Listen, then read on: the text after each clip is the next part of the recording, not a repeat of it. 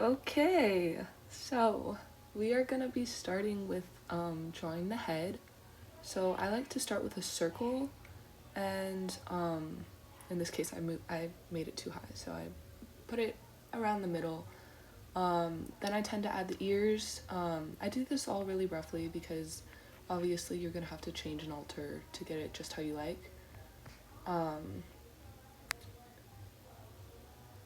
So after that, I add the circle for the nose, or muzzle, where you're gonna put that.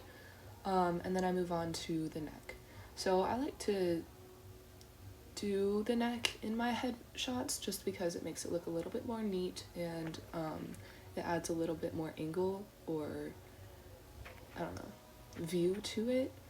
I did use a purple for the outline because this character is going to be some sort of random mythical purple character. Then I slowly outline the ears and I add the fur. You can add the fur however you want. I tend to do very swoopy, very, I guess, angular fur. I also add head fur. If you don't want to add that, then don't. You can figure that part out, how you want to make that look. I do add a lot of hair fur just because it gives it more texture. For the neck, I'm pretty much just following my rough draft. If you guys want to, you can also do this and post it on your channel and just see if this helps you at all. Okay, so right here I realized, hey, my muzzle is really, really small compared to it. It made her look like she had a giant forehead.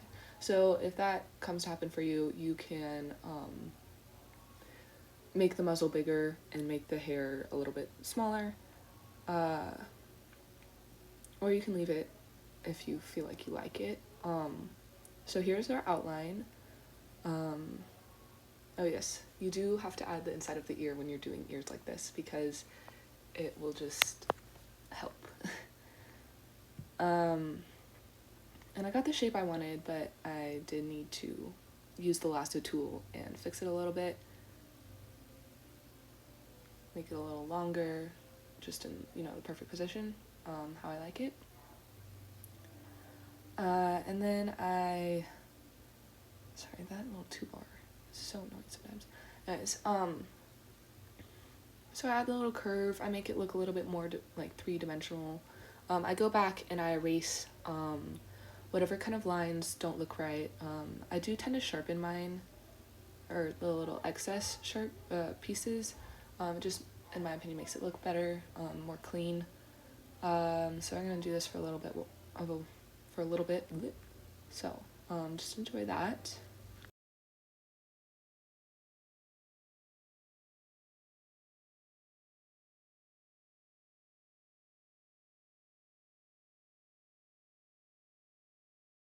Okay, so now we're going to add our color layer.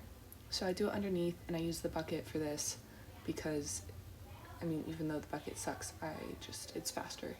And then I add a clipping layer, which does just what the magic wand does, but a little bit better in my opinion.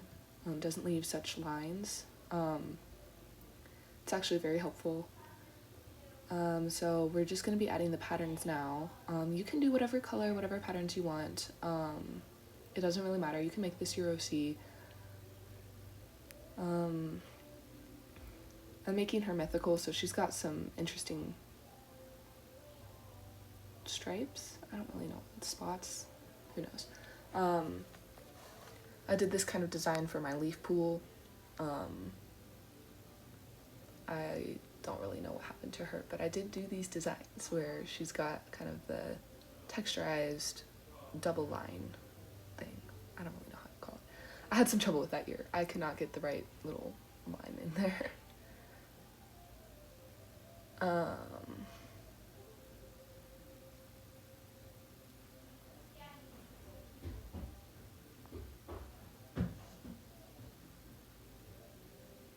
So now we add this little white muzzle thing. You don't have to.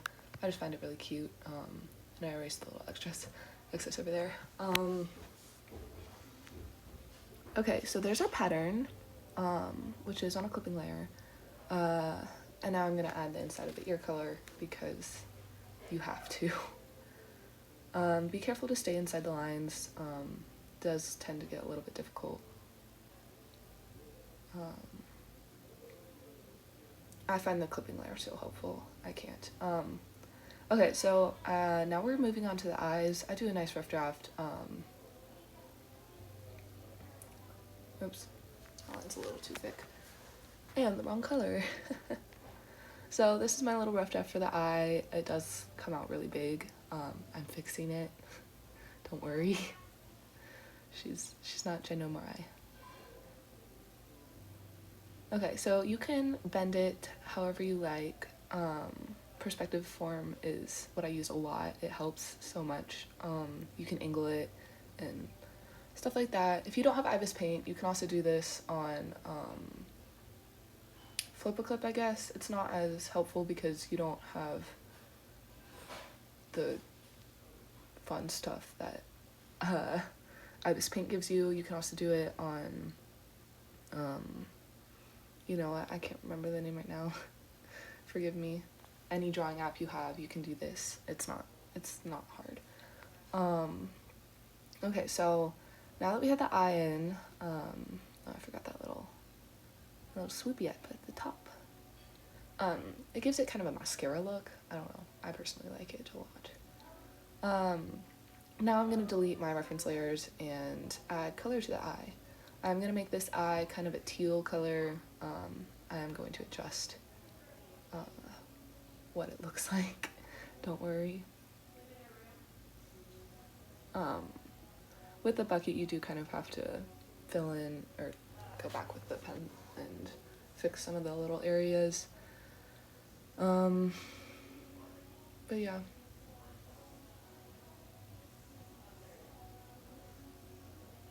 Oh yeah, my sister's having some friends over today, so it's gonna be super loud and super annoying, but that's okay. I'm not dying. Yeah, I do have to fix this eye a little bit. It's not so great.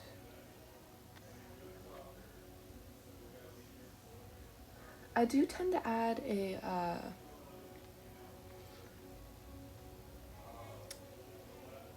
little iris, I guess. I think it adds more depth and makes it look just a little bit better.